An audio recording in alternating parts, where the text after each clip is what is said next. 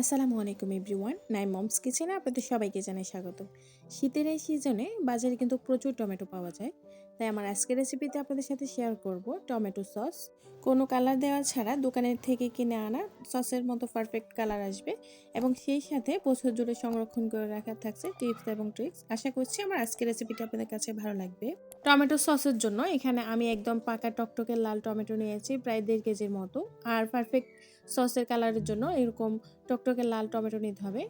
টমেটোগুলোকে আমি খুব ভালো মতো ধুয়ে ছোট ছোট টুকরো করে কেটে নিয়েছি। এবার আমি এগুলোকে একটা ফ্যানে দিয়ে দিয়েছি। সেই সাথে দিয়ে দিচ্ছি 2 টুকরো দারচিনি, দিয়ে দিচ্ছি 3-4টা লং এবং 3টার মতো শুকনো মরিচ, দিয়ে দিচ্ছি পরিমাণ মতো লবণ। কোনো রকম পানি দেওয়া ছাড়া আমি চুলার আঁচটা হাই ফ্লেমে রেখে জাল করে নিচ্ছি বলক আসা পর্যন্ত। ভালো মতো বলক আসার পর দেখতে পাচ্ছেন টমেটোগুলো থেকে বেশ পানি ছেড়ে দিয়েছে। এবার আমি একটা স্প্যাচুলা দিয়ে টমেটোগুলোকে যতটা সম্ভব ম্যাশ করে নিচ্ছি। এই পর্যায়ে আমি টমেটোগুলোকে চুলা থেকে নামিয়ে ঠান্ডা করে এগুলোকে ব্লেন্ড করে নিব। আপনাদের হাতের কাছে যদি ব্লেন্ডার না থাকে তাহলে এগুলোকে ছাঁকনি দিয়ে ছেঁকে নিতে পারেন। এখন আমি গরম মশলাগুলো তুলে নিচ্ছি টমেটো থেকে। এবার আমি টমেটোগুলোকে ব্লেন্ড করে নিয়েছি, একটা ছাঁকনি দিয়ে আমি টমেটোগুলোকে ছেঁকে নিচ্ছি। পারফেক্ট টমেটো সসের জন্য ফ্রেশ পাকা টকটকে লাল টমেটো নিতে হবে, তাহলে দেখবেন স্বাদ এবং টেক্সচার দুটোই ভালো আসবে। চেলে নেওয়ার পর দেখতে পাচ্ছেন আমার এইগুলো থেকে কতটা বীজ বের হয়েছে। এবার আমি এগুলোকে ফেলে দিব।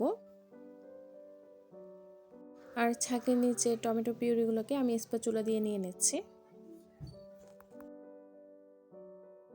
এবার আমি টমেটো পিউরিটাকে একটা প্যানে নিয়ে নিচ্ছি।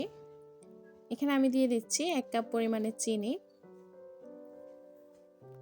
এবার আমি এখানে দিয়ে দিচ্ছি 1/2 কাপ ভিনেগার। টমেটোটা যদি একটু টক হয় তাহলে ভিনেগারের পরিমাণটা আরেকটু কমিয়ে দিবেন।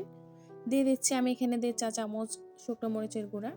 ঝালটা আপনারা আপনাদের পছন্দ মতো দিতে পারবেন।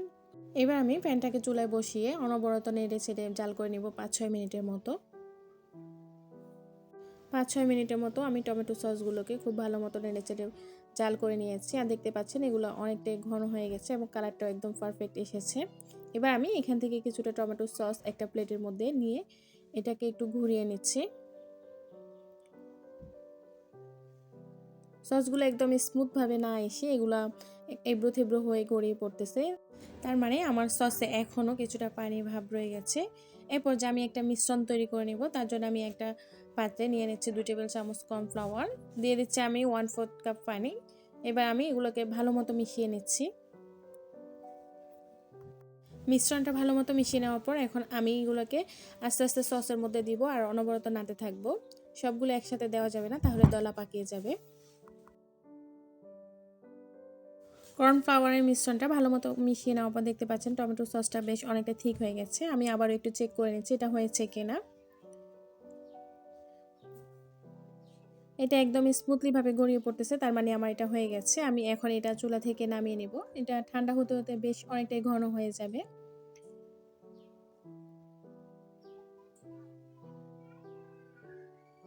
দেখতেই পাচ্ছেন এটার কালারটা খুব সুন্দর এসেছে এবং এটা বেশ অনেকটাই ঘন হয়ে গেছে ঠান্ডা হওয়ার পর।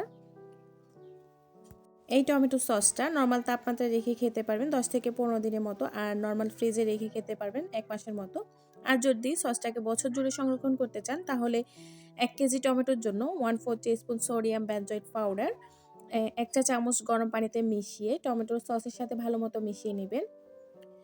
সোডিয়াম বেনজয়েড পাউডারটা সুপার শপ কিংবা বড় মুদি দোকানে পাওয়া যাবে। আশা করছি আমার আজকের রেসিপিটি আপনাদের কাছে ভালো লেগেছে। আমার রেসিপিটি যদি আপনাদের কাছে ভালো লেগে থাকে তাহলে প্লিজ আমার চ্যানেলটি সাবস্ক্রাইব করে দিবেন এবং ফেসবুক পেজটি ফলো দিয়ে রাখবেন। বিদায় নিচ্ছি আজকের মতো।